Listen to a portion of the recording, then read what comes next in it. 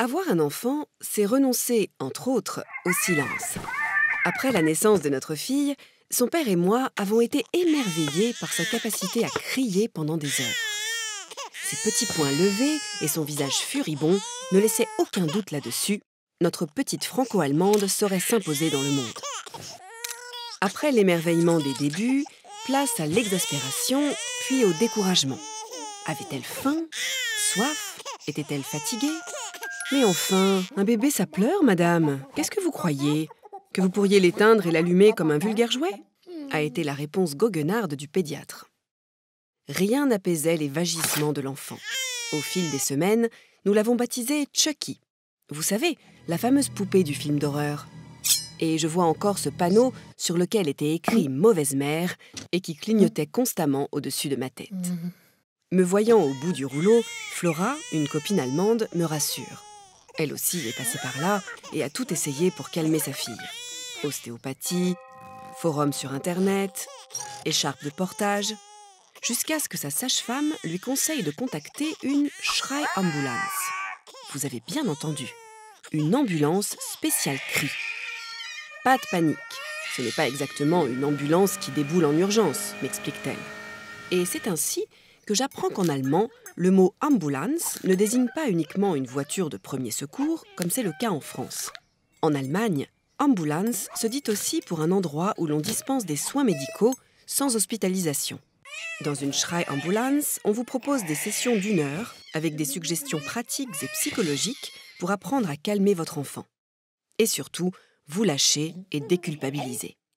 En plus du soutien psychologique, Flora me raconte qu'elle avait eu droit à un massage relaxant. On lui avait aussi appris le pas de l'éléphant. Marcher lourdement en portant son bébé, en soufflant sa frustration par la trompe, le nez. Très efficace d'après elle. Il arrive même parfois que du personnel bénévole se transforme en baby-sitter et s'occupe de l'enfant quelques heures pour que la maman puisse souffler un peu. Derrière la brillante idée de la Schreiambulance, une neuropsychiatre spécialisée en pédiatrie, Mechthild Papuschek.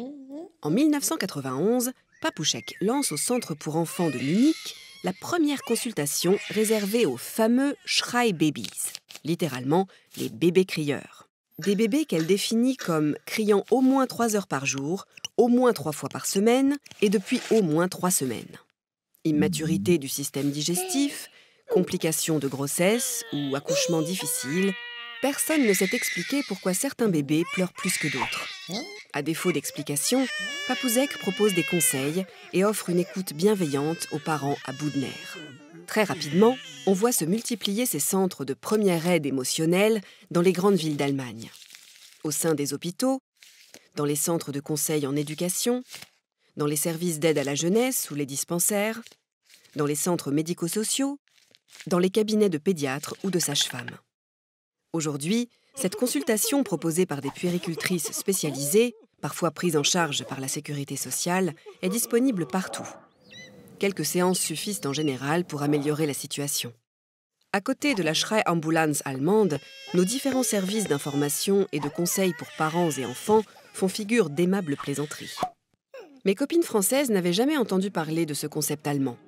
D'ailleurs, il n'existe pas en français d'équivalent du terme allemand « Schrei-Baby ». Pour expliquer les crises de larmes inconsolables, on évoque tout au plus les coliques ou les pleurs du soir. Nous n'avons finalement pas eu besoin de consulter. Chucky a fini par parler et tout est rentré dans l'ordre.